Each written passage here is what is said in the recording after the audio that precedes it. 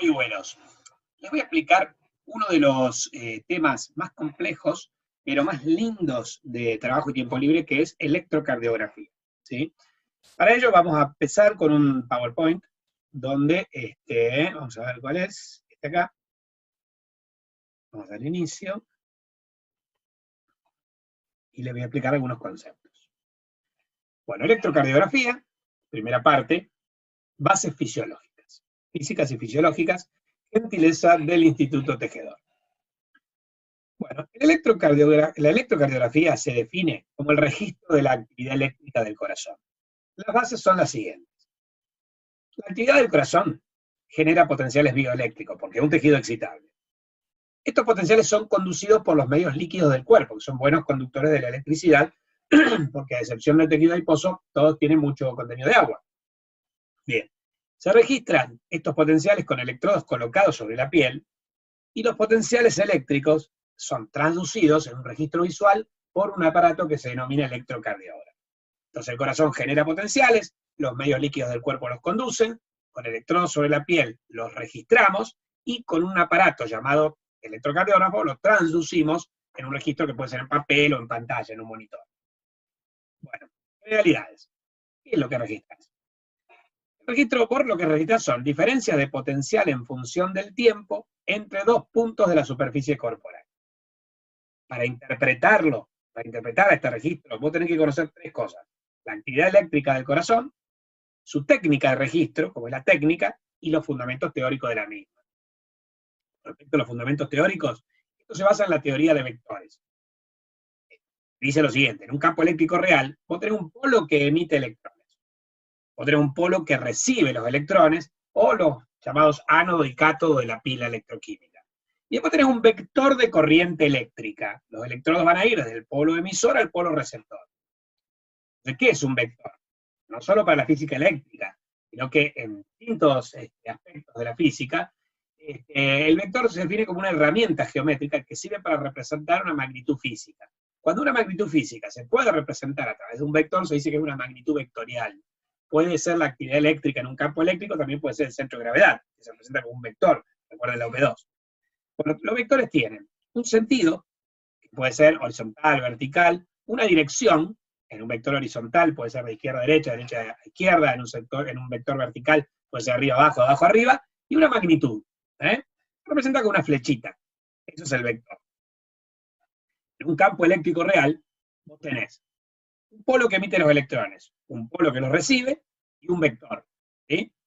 El vector de corriente se desplaza desde el polo emisor al polo receptor. Generalmente apunta hacia el polo positivo, el campo eléctrico, y se aleja del negativo. Tiene una cola, que es, digamos, donde se está alejando, y tiene una cabeza, ¿sí? Que es, digamos, la punta del vector, que apunta, como decíamos, al polo positivo. Cola y cabeza de vector. En un sistema de registro, usas dos electrodos. Uno que llamamos de referencia, que lo puedes representar como con un 0 o con el signo negativo, y un electrodo que se llama explorador, o globo ocular, porque es el que mira la corriente, el vector de corriente, y que se representa con un signo positivo. Entre ambos electrodos se establece una derivación. Yo tengo un electrodo de referencia, un electrodo positivo o explorador, y entre ambos una línea imaginaria, no es un cable, una línea imaginaria que se conoce como derivación. Entonces, el concepto de derivación es el siguiente: una línea imaginaria que une a dos electrodos en el sistema de registro. ¿Sí? Sirve para el análisis de la onda registrada, según la trayectoria del vector, que se compara con esta derivación. Así, la onda que vas a registrar en el electrocardiograma puede tener las siguientes características. Puede tener una deflexión. ¿Qué es la deflexión de la onda? El trazado de la onda por encima o por debajo de una línea isoeléctrica. Si la onda se traza por encima, se dice que es una onda positiva. Y si la onda se desplaza por debajo, se dice que es negativa. No tiene nada que ver con cargas acá. Es una cuestión de denominación. Hablamos de ondas positivas cuando están por arriba de la línea isoeléctrica del trazado, y ondas negativas cuando están por debajo.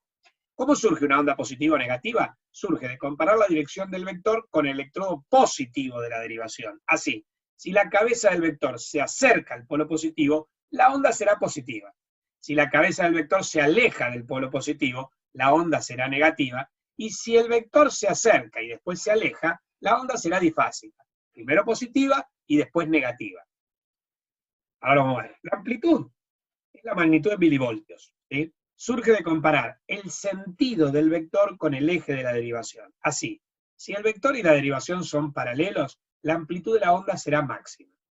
Si el vector y la derivación son perpendiculares, la onda será mínima. Se dice que es isoeléctrica. Y si el vector y la derivación son tangenciales, oblicuos, la amplitud será moderada. Entonces miren esto. Morfología de las ondas. Suponete que esta es la onda de despolarización, wave of depolarization. Yo tengo un electrodo positivo en la punta, donde se inicia la onda de despolarización, el vector le mira la cola al vector y el vector se aleja de este electrodo, la onda va a ser negativa.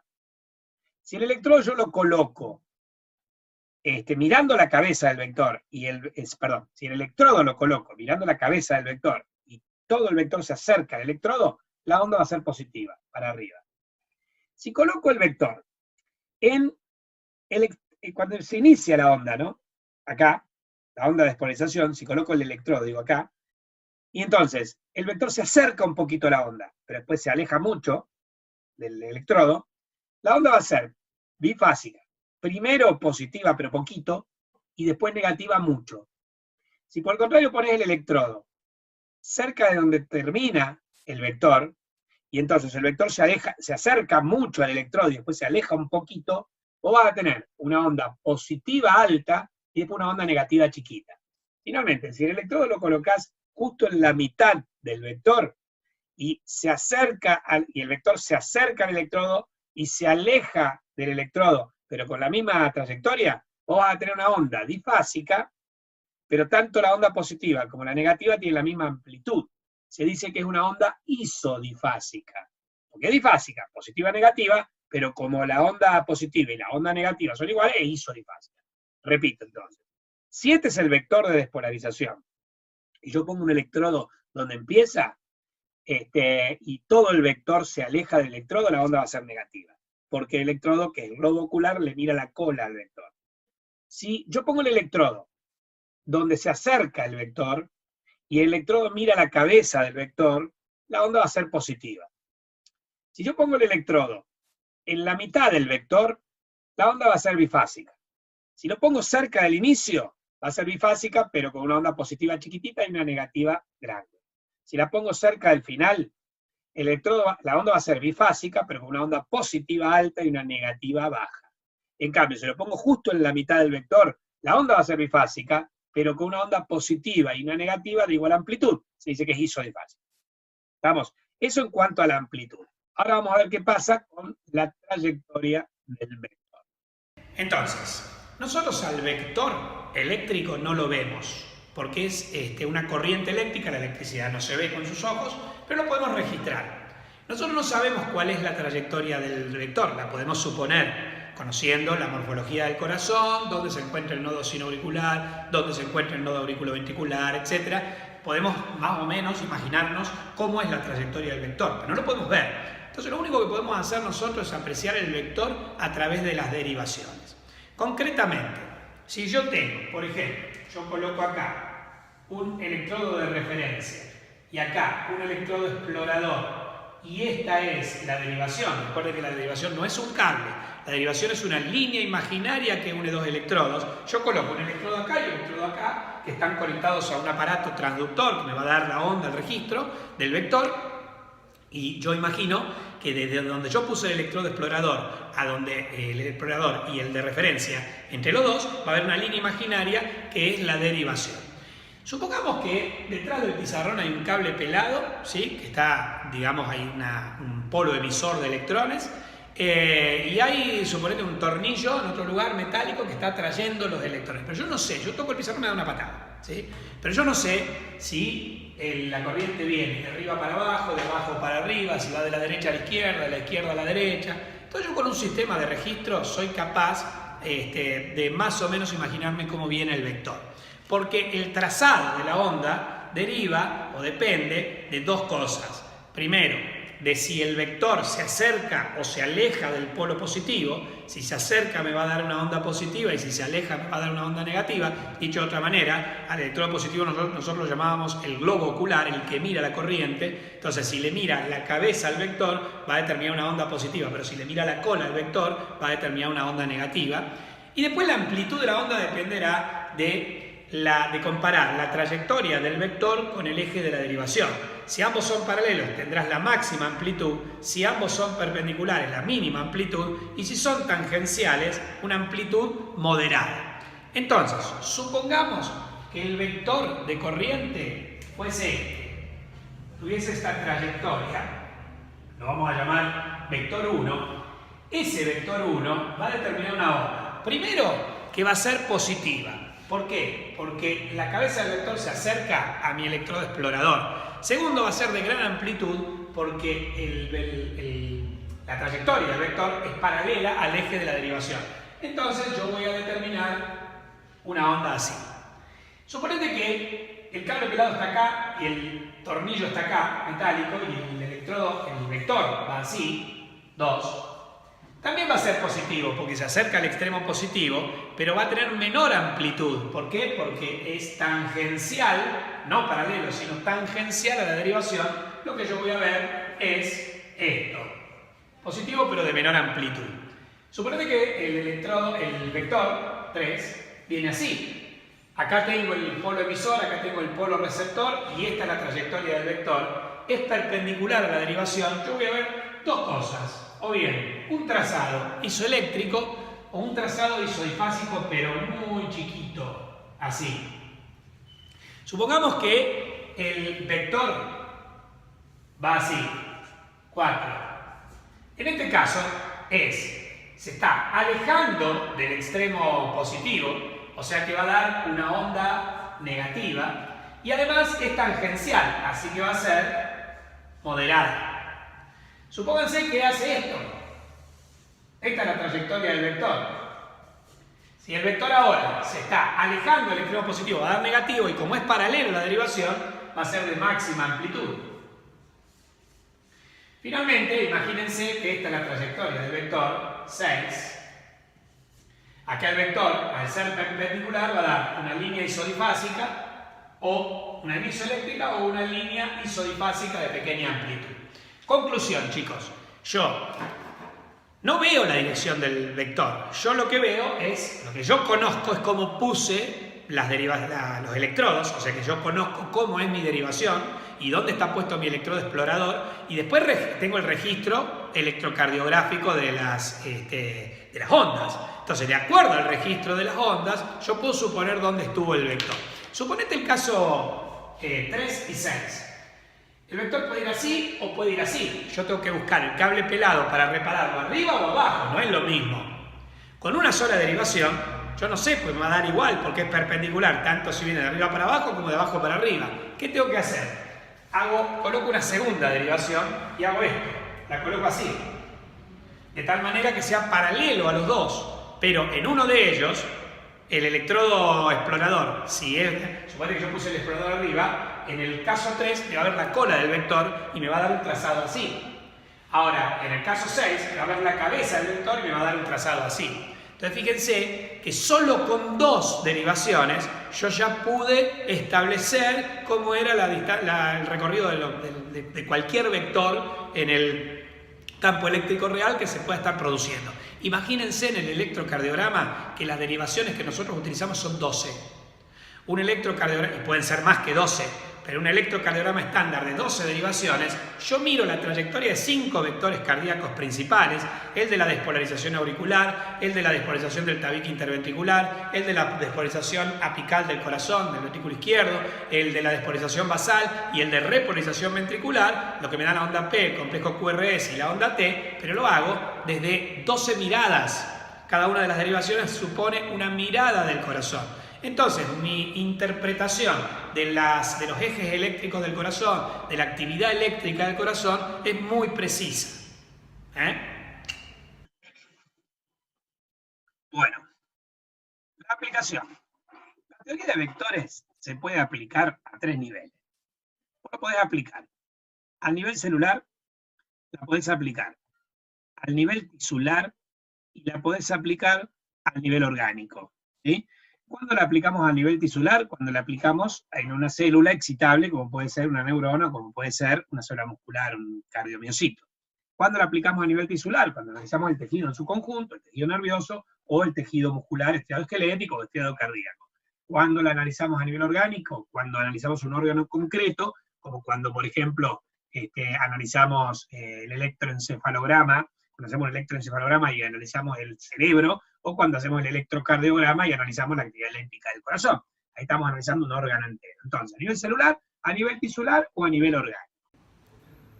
Bueno, vamos a aplicar esta teoría de vectores al nivel celular. Por ejemplo, si yo quiero analizar un miocito cardíaco, un cardiomiocito.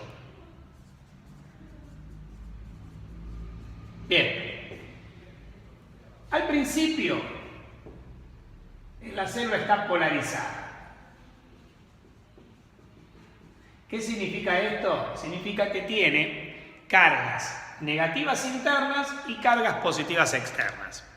Supónganse ustedes que yo establezco un sistema de registro con un electrodo explorador de este lado, un electrodo de referencia en este lado, con un electrodo explorador de este lado, y entonces tengo una línea imaginaria que los vincula, que es mi derivación. Ese es mi sistema de registro. Bien, en ese momento, ¿qué me va a registrar? Nada. O sea, una línea, el papel de registro va a marcar una línea isoeléctrica. ¿Por qué? Porque entre este electrodo y este electrodo no hay diferencia de potencial. Pero, ahora yo lo que voy a hacer es estimular la célula en su borde izquierdo. La voy a estimular para que se despolarice. Entonces, la célula va a estar en despolarización. Célula en despolarización.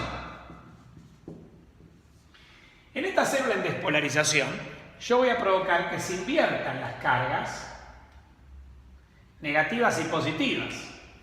El ingreso de sodio a la célula determinará que el interior se haga positivo respecto del exterior, que se hace negativo. Como este proceso yo lo estimulé del lado izquierdo, yo lo que voy a ver es una corriente de despolarización que va a avanzar de izquierda a derecha. Esta va a ser la corriente de despolarización. Pero también esto va a establecer un vector de corriente, porque ahora las cargas positivas, el que va a actuar como el electrodo que capta, el polo que capta los electrones, es este lugar. ¿Sí? Entonces los electrones van a ir hacia las cargas positivas al lado derecho y entonces se va a establecer un vector de corriente que tiene esta trayectoria. Este sería el vector de corriente, de despolarización. Vector de despolarización. Conclusión, al acercarse al electrodo positivo de mi derivación, esto me va a dar una deflexión positiva, para arriba. Cuando termina de despolarizarse la célula, deja de haber corriente. C. La célula está despolarizada ahora. Y esta célula despolarizada ya no tiene corrientes. Ambos lados tienen la misma carga, o sea que, como la célula invirtió su polaridad, yo voy a tener cargas negativas externas y cargas positivas internas. Nuevamente, entre el electrodo de referencia y el electrodo explorador no hay diferencias de voltaje, entonces vuelve a cero y se mantiene en cero. De repente, ustedes saben, porque esto lo vieron en fisiología, en la UP6 de crecimiento y desarrollo, que los canales se mantienen un tiempo abiertos. Yo estimulo la apertura de canales de sodio para que el sodio ingrese y la célula se despolarice, pero nunca va a llegar, digamos, al pasar esto, el potencial de membrana se acerca al estado de equilibrio del sodio, el potencial de equilibrio del sodio, nunca lo alcanza, porque a medida que se va elevando el potencial de transmembrana de la célula, se van cerrando canales de sodio y esto provoca también a determinado voltaje la apertura de canales de potasio y se va a establecer una corriente de repolarización. Bueno, concretamente, si la despolarización ocurrió de izquierda a derecha, la repolarización también va a ocurrir de izquierda a derecha, porque el primer sector en despolarizarse va a ser el primero en repolarizarse. Entonces, se va a producir un retorno de las cargas positivas al exterior celular a merced de la salida de potasio, y entonces la membrana volverá a estar polarizada. Esto sería la célula en repolarización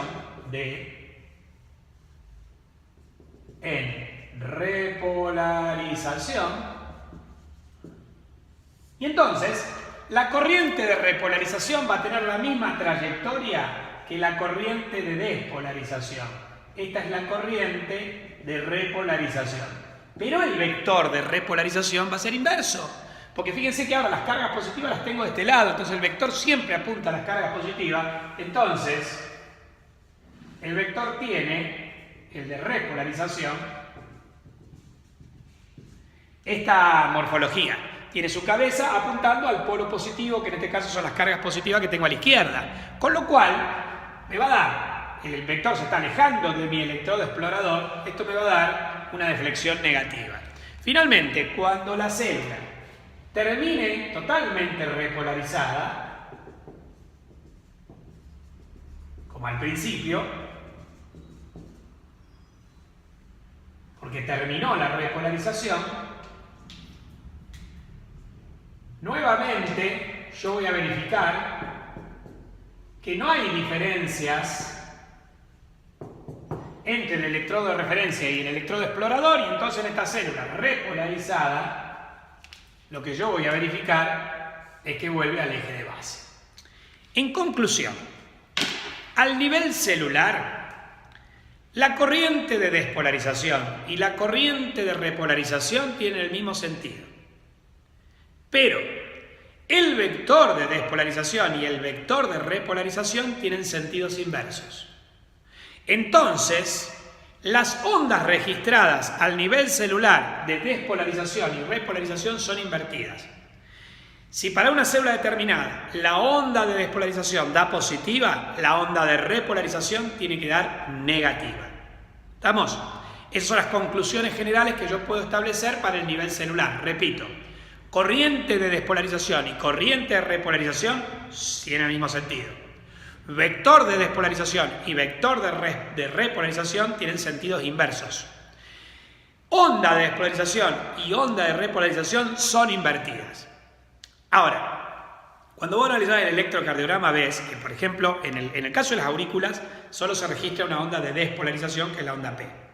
La repolarización no se registra, después lo vamos a ver, porque cuando está ocurriendo la repolarización auricular, está ocurriendo la despolarización ventricular. Entonces, como yo registro todo desde la piel, con electrodos colocados en la piel, al mismo tiempo registro actividad eléctrica del ventrículo y de la aurícula, y como la del ventrículo es más intensa, solo registro la despolarización ventricular.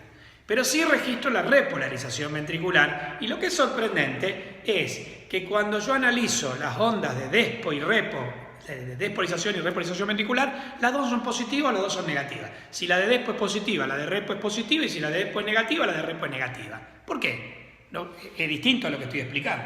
Bueno, esto es porque a nivel tisular la cosa cambia.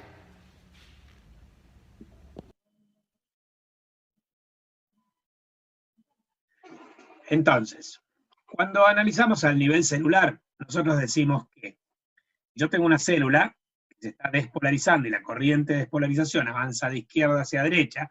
Si vos colocás un electrodo a la izquierda y un electrodo a la derecha, el electrodo explorador a la derecha, como la corriente de despolarización apunta, se acerca al polo explorador y las cargas positivas están del lado del polo explorador, del electrodo explorador, eso te va a dar una onda positiva. Cuando la célula esté totalmente despolarizada con cargas negativas externas y positivas internas, se vuelve a cero, al eje isoeléctrico. El mismo punto donde comenzó la despolarización, comenzará la repolarización, la onda o corriente de repolarización avanza de izquierda a derecha, pero ahora el vector va a apuntar hacia la izquierda, porque las cargas positivas ahora están a la izquierda. Entonces, ese vector se aleja, o la cabeza del vector está del otro lado del electrodo explorador, apunta hacia el electrodo de referencia, y entonces esto registra, el electrodo explorador va a registrar una onda negativa. Cuando toda la célula esté totalmente repolarizada, nuevamente vuelvo al eje de base. Y como les decía, si yo registro una onda con un electroexplorador, registro en un punto de la célula una onda positiva de despolarización, en el mismo punto voy a encontrar una onda negativa de repolarización. Vamos a ver qué pasa en el nivel tisular. A nivel tisular, si nosotros consideramos la pared del corazón, esta pared del corazón está constituida por 3 capas fundamentales que son el endocardio, el miocardio y el pericardio. Y si yo coloco, por ejemplo, un sistema de referencia, un sistema de registro con un electrodo de referencia en el interior del corazón y un electrodo de referencia en el exterior del corazón, inicialmente los miocitos internos respecto a los miocitos externos tienen la misma polaridad. Cuando está el corazón despolarizado, ¿sí? Esto va a registrar una onda isoeléctrica. Ahora bien, la activación del corazón ocurre en el subendocardio. ¿Por qué? Porque las células de Purkinje se encuentran ahí. Entonces, la corriente ahora va a ir de despolarización, va a ir de subendocardio a subpericardio. Con lo cual, estas células se van a despolarizar primero y estas células no. Se va a establecer una corriente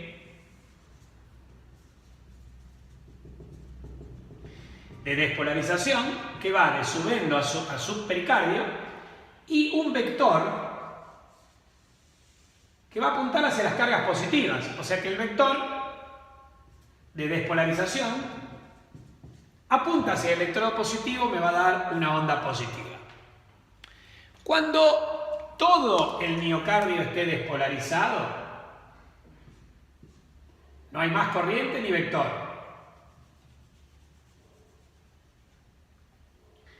Ambos electrodos registran lo mismo y entonces se va a producir el retorno al eje de base. Perfecto. Pero acá está la diferencia. Si esto fuese una célula, como analizamos anteriormente, si la corriente de despolarización iba de izquierda a derecha, la corriente de repolarización también. En el miocardio esto no se verifica. ¿Por qué? Porque las células se despolarizan y al despolarizarse el miocardio se contrae. Al contraerse el miocardio se contrae para adentro, digamos, ¿no? Presiona para adentro. Y entonces las células internas, para generar presión, digamos, en la cavidad, y entonces las células internas, sometidas a tensión mecánica, sufren cierta isquemia y esto retarda la repolarización.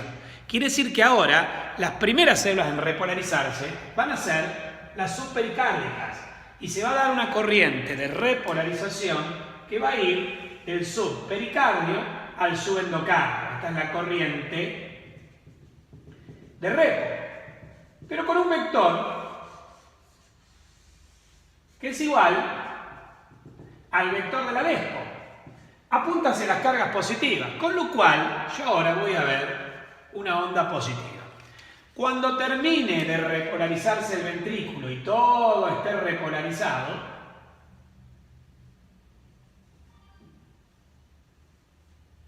¿sí? El electrodo interno y externo va a mostrar la misma diferencia, no hay diferencia de potencial, entonces esto vuelve al eje de base y lo que registro es una onda positiva, generalmente más atenuada que la onda de despolarización, porque la repolarización es un poco más lenta. Bueno, serían las ondas, poner la onda R del QRS y la onda T.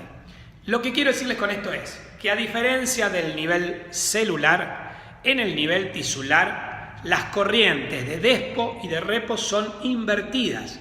Los vectores tienen el mismo trayecto y por ende las ondas tienen la misma deflexión. En un sector o con un electrodo donde vos registres una onda de despolarización positiva, en ese mismo sector vas a registrar una onda de repolarización positiva. Si en una derivación determinada vos con el electrodo positivo de esa derivación registrás una onda negativa, la deflexión para la despolarización, la reflexión de la repolarización también va a ser negativa. Resumiendo, a nivel celular, corriente de despo y corriente de repo son iguales. Vectores son invertidos, ondas son invertidas. A nivel tisular, corriente de despo y corriente de repo son invertidas, los vectores de despo y de repo y las ondas tienen el mismo sentido.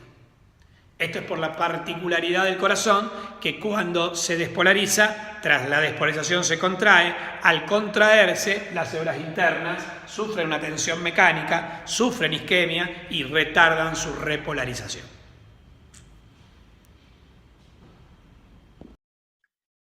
Bueno, en resumen, si comparamos el nivel celular con el nivel tisular, la corriente de despo y repo en el nivel celular tienen igual dirección, pero en el nivel tisular tienen corriente de despolarización y repolarización de distinta dirección. El vector de despolarización y repolarización tiene distinta dirección en el nivel celular, pero tienen igual dirección en el nivel tisular. Entonces, la onda de despolarización y repolarización tienen distinta deflexión en el nivel celular. Si una es positiva, la otra será negativa o viceversa, mientras que a nivel tisular, las ondas de despolarización y de repolarización tienen igual deflexión.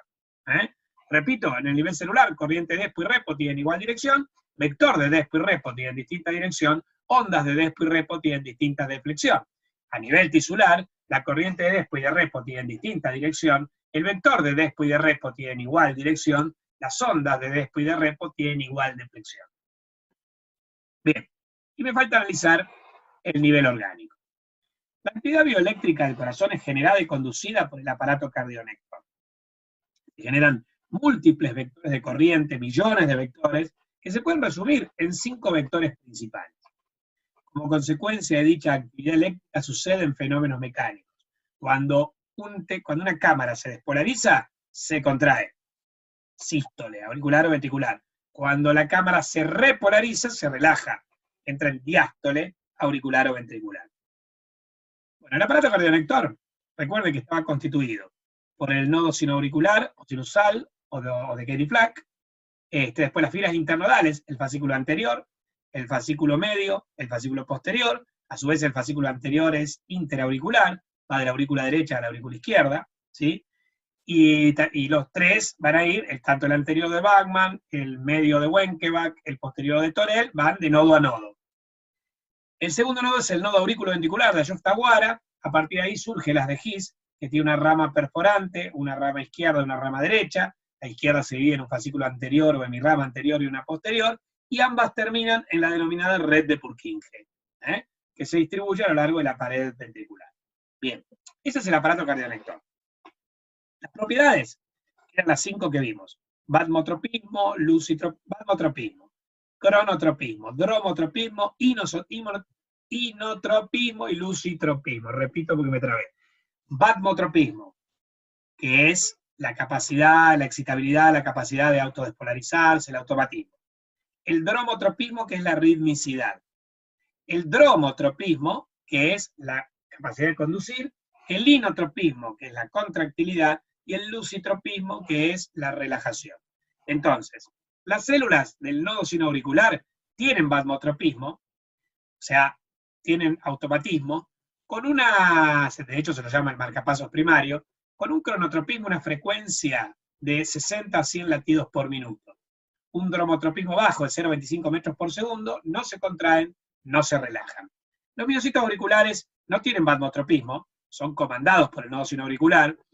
Si yo no lo comando con el nodo, podrían tener un latido de 55 a 60 latidos por minuto, pero como no se despolarizan espontáneamente, esto no va a ocurrir. Tiene una velocidad de conducción de 1 metro por segundo, se contraen y se relajan. El nodo auriculoventricular tiene batmotropismo, pero con menor velocidad, con menor cronotropismo, con menor frecuencia, de 45 a 50 latidos por minuto. Es un periodo refractario. La función del nodo auriculoventricular, recuerden que era enlentecer la onda para darle tiempo a los ventrículos, a las aurículas que se repolaricen cuando los ventrículos se están despolarizando, de tal manera que la aurícula se relaje cuando el ventrículo se contraiga, en el ciclo cardíaco. La frecuencia, si falla el marcapasos primario, puede asumir como marcapasos secundario una frecuencia baja de 45 a 50, 60 latidos por minuto, con una velocidad de conducción de 0,25 metros por segundo, no se contrae, no se relaja. El haz de His asume automatismo cuando hay lesión, igual que la red de Purkinje, con una frecuencia de 40 a 45 latidos por minuto, con una velocidad de 1 metro por segundo de conducción, no se contrae, no se relaja. En las células de la red de Purkinje lo mismo, pueden asumir vasomotropismo en lesión, con una frecuencia baja de 35 a 40 latidos por minuto. La velocidad de conducción es de 4 metros por segundo. Estas son las células que tienen mayor velocidad de conducción en todo el miocardio. No se contrae y no se relaja. Finalmente, el miocito ventricular no es automático, tiene una velocidad de conducción de 1 metro por segundo, un cronotropismo de 30 a 35 latidos por minuto, con capacidad contráctil y capacidad de relajarse. O sea, tiene tanto inotropismo como lucitropismo. Bien, estas son las propiedades. Fíjense que la única propiedad que tienen todos, en realidad, es el dromotropismo, que es la capacidad de conducir con distinta velocidad. Bien. Entonces, acá tenemos el aparato cardiolector, acá tenemos el extraído del corazón, digamos, para que lo veamos. Este es el nodo sinoauricular, el fascículo anterior, las filas internodales, anterior, media, posterior, el nodo auriculoventricular, el tronco de la de His, la rama derecha, la rama izquierda, la hemirrama anterior y posterior, y después la red de Purkinje. Y ahí tienen las velocidades, digamos, la frecuencia, latidos por minuto, característica de cada uno de los sectores. Bueno, los potenciales de acción. Las células nodales, esta y esta, tienen los llamados potenciales de células nodales. Recuerden que lo vimos cuando vimos trabajo eléctrico del corazón. Estos potenciales que tenían un umbral, un potencial de membrana que no era en reposo, no tenían nunca potencial en reposo, que se llamaba potencial diastólico máximo bastante alto, alrededor de los 55 milivoltios. Después una fase de despolarización, una de repolarización, con una amplitud de con una duración de 100 a 150 milisegundos, una amplitud bajita, 70, 60 milivoltios, no más que eso, y presenta una despolarización inducida por canales de sodio que son de fondo, digamos, que están siempre abiertos y que permiten la despolarización espontánea. Después ya, el miocito auricular, la de His, la red de Purkinje y los miocitos ventriculares tienen el típico potencial en meseta, que nosotros lo habíamos analizado para el miocito ventricular, que tiene una fase 0 de despolarización, una fase 1 de repolarización transitoria, una fase 2 de meseta o plató, una fase 3, que era la repolarización final, y después la fase 4 de reposo.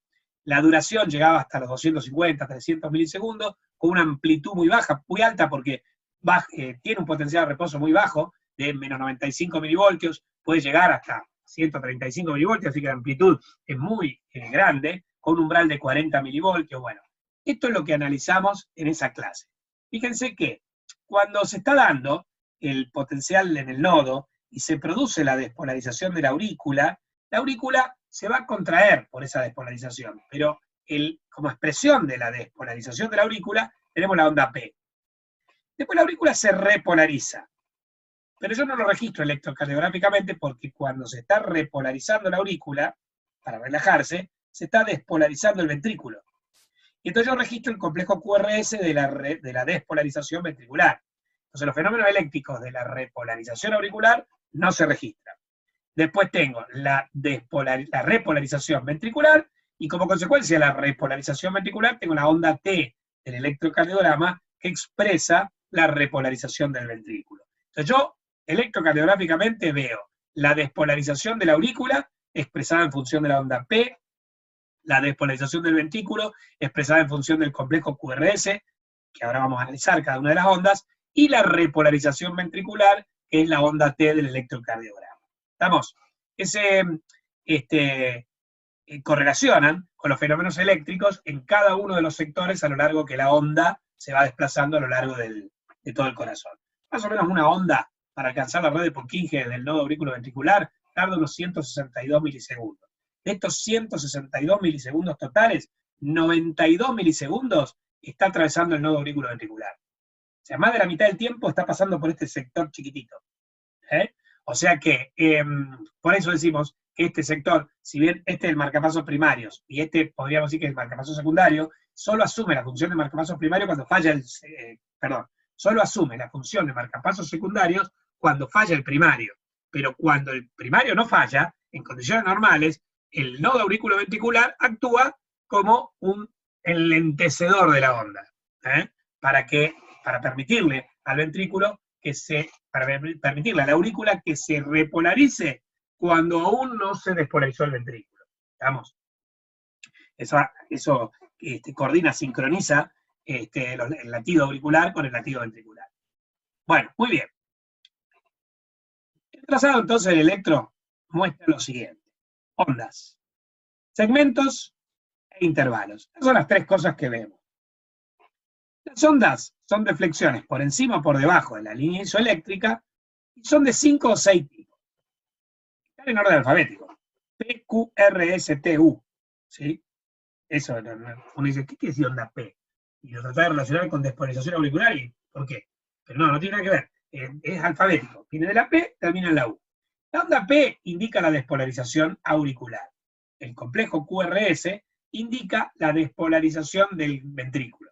La onda T, la repolarización ventricular, y la onda U, que no todos los individuos se ve, expresa la repolarización de los músculos papilares. Pero todas las personas tienen músculos papilares y no todos tienen onda U. Que no tengas onda U no es patológico, y que tengas onda U tampoco, un hallazgo electrocardiográfico. Pero si yo sé que vos tenés onda U, me sirve, pues sos mi paciente, yo sé que en todos los electros te he visto una onda U, me sirve porque la onda U se altera frecuentemente, más que las otras ondas, en trastornos, por ejemplo, de algunos iones plasmáticos, como del potasio, de la calemia, potasemia. Entonces, yo puedo ir viendo, yo no voy a diagnosticar ni una ni una hipocalemia viendo la onda U. La puedo sospechar, te pido un ionograma y yo la voy a diagnosticar por el ionograma, no por el trazado electrocardiográfico. Pero bueno, acá tenemos los 6 tipos. P, Q, R, S, T, U. Ahora vamos a ver cada una de ellas a qué corresponde. Vamos a la onda P. Es el primer trazado. Es la que corresponde a la despolarización auricular, como dijimos antes. Vamos al complejo QRS. Tengo una onda Q que corresponde a la despolarización del tabique interventricular, una onda R que corresponde a la despolarización de la cara anterolateral del ventrículo izquierdo, y una onda una onda S, que corresponde a la despolarización posterobasal del ventrículo, de las regiones basales, cerca del límite auriculoventricular del ventrículo. Después tengo la onda T. La onda T corresponde a la repolarización ventricular, y la onda U corresponde a la repolarización del músculo papilar. Entonces, en ese orden se las observa. La primera es la P, Q, R, S, que forman el complejo QRS, T y U. Corresponden a los fenómenos eléctricos de despolarización auricular, despolarización ventricular, de tabique, de cara anterolateral y de cara posterobasal, repolarización ventricular, repolarización de músculo papilar. Bueno. Segmentos. Son líneas isoeléctricas entre las ondas. Y hay dos tipos, el PQ o PR y el ST.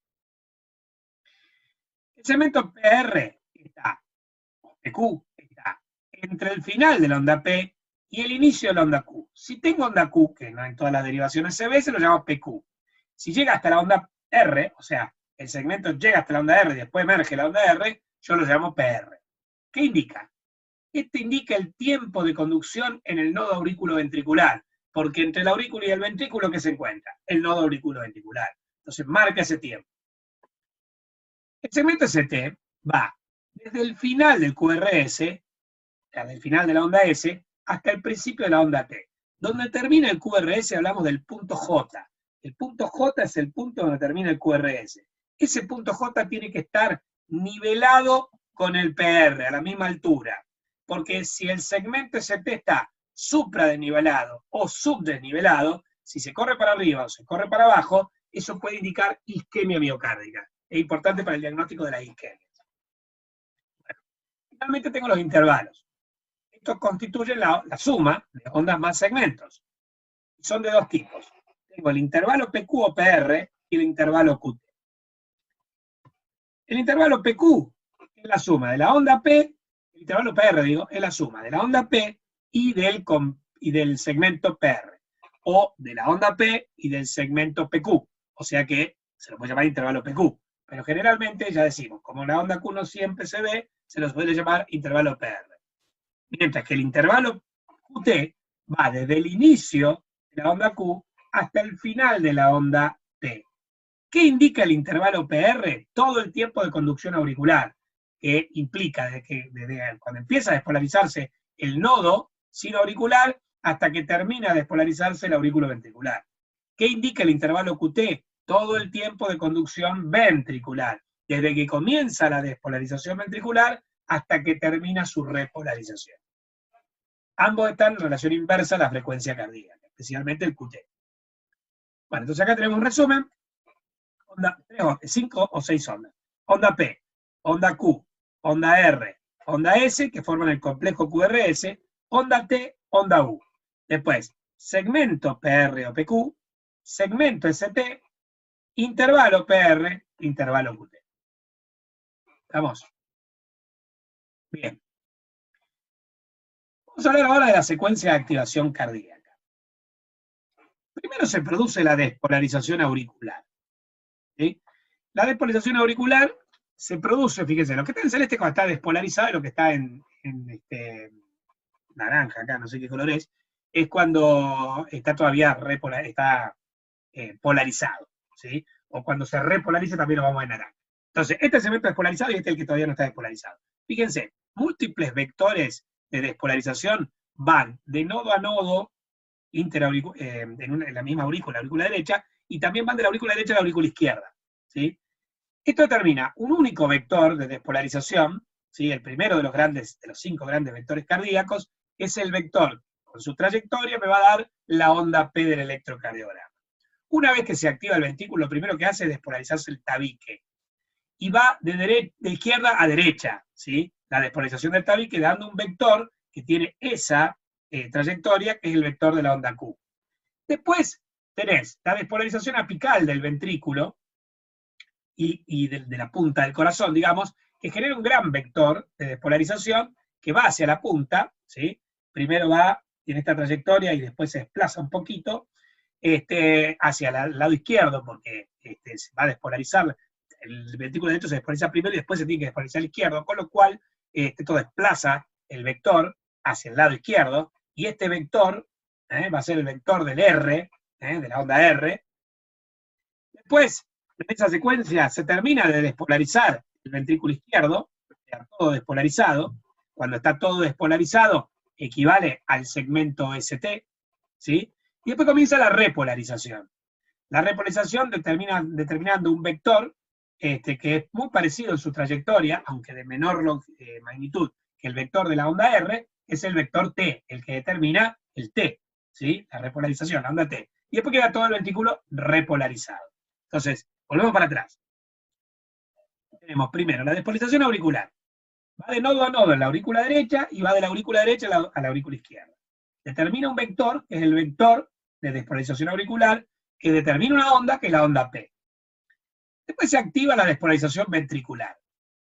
Comienza del lado izquierdo del tabique, pero va de la izquierda a la derecha y da un vector que se llama septal de despolarización del tabique interventricular, que da el vector que origina la onda Q. Después empieza a despolarizarse el ventrículo izquierdo, ¿sí? Los dos ventrículos, pero el ventrículo derecho se despolariza primero, termina de despolarizarse primero, y después se da la despolarización del ventrículo izquierdo. Fíjate que la despolarización comienza en el ventrículo izquierdo, comienza antes en el ventrículo izquierdo, termina antes en el ventrículo derecho, y después termina en el ventrículo izquierdo. Y esto da esta despolarización del ventrículo izquierdo, origina el complejo en la onda R, o sea, el vector de despolarización ventricular que va a dar la onda R. Se despolarizó todo el ventrículo y me da el segmento ST, y luego de que se despolarizó todo el ventrículo, comienza su repolarización, que tiene una trayectoria similar a la que tenía la despolarización. O sea, va hacia la izquierda. Está tirando un vector, que es el vector de repolarización, que va a dar una onda, que es la onda T del electrocardiograma. Bien, esa es la secuencia de activación. Bien, ahora, vamos a la activación auricular.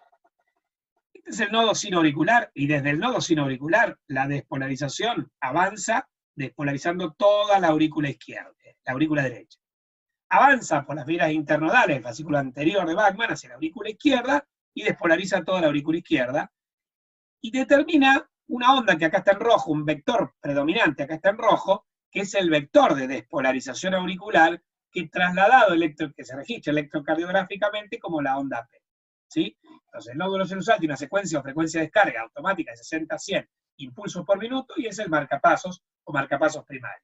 El nódulo aurículo ventricular, que es el encargado de retardar la conducción, es, junto a las de His, la única vía eléctrica normal por la cual los impulsos tienen que llegar de la aurícula a los ventrículos. O sea, tienen que pasar por ahí. Bueno, después tenemos el A de His. El A de His tiene un automatismo propio, una frecuencia de 40 a 60 impulsos por minuto, que se manifiesta generalmente cuando hay lesión, bloqueos auriculoventriculares. Y lo primero que vamos a hacer en la despolarización ventricular es activar el tabique. Recuerden, la despolarización va a ir desde el ventrículo izquierdo al ventrículo derecho, ¿sí? Y eso va a dar un vector septal, el primer vector, que va a dar la onda Q del QRS, que va de derecha a izquierda y de arriba hacia abajo. Perdón, izquierda a derecha y de arriba hacia abajo. Después tenemos la despolarización de toda la cara anterolateral del ventrículo izquierdo. Es la activación de las paredes libres de los ventrículos, el segundo vector, cuando se activa la red de Purkinje, que tiene también un automatismo propio, con una frecuencia menor a 40 impulsos por minuto. El músculo cardíaco normalmente no tiene automatismo. Y fíjense, esto me va a dar un vector predominante que va de la derecha a la izquierda, de arriba hacia abajo, y que origina la onda R del electrocardiograma. Después se produce la activación de la porción posterobasal, el tercer vector, y va de izquierda a derecha y de abajo a arriba, a una onda que es opuesta a la de la R, es la onda S. Este es el vector S, esta es la trayectoria del vector S. Bueno, finalmente, se produce la repolarización ventricular y me da un vector que, fíjense, tiene la misma trayectoria que el segundo vector, el de la onda R, pero menor magnitud. Entonces me va a dar la onda T, que tiene la misma deflexión que el R. Si el R es positivo, la T es positiva, a nivel tisular veíamos eso, pero de menor magnitud, porque es un vector de menor amplitud que este vector. Entonces, acá tenemos los 5 vectores predominantes a nivel orgánico. Acá estamos aplicando la teoría de vectores a nivel orgánico, que son, el rojo es el vector de despolarización auricular. El azul es el vector septal de despolarización del tabique interventricular. El violeta es el vector apexiano de despolarización de la cara anterolateral ventricular, y el verde es el vector basal o posterobasal de despolarización de la cara posterobasal ventricular. Estos 3 vectores constituyen o representan la despolarización ventricular. Finalmente, el vector amarillo es el de la repolarización ventricular. Tengo 5 vectores para 5 ondas. El vector rojo de despolarización auricular para la onda P.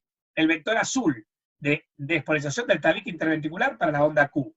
El vector violeta de despolarización de la cara anterolateral ventricular para la onda R. El vector verde para la despolarización posterobasal, la onda S. Y el vector amarillo para la repolarización ventricular, para la onda T.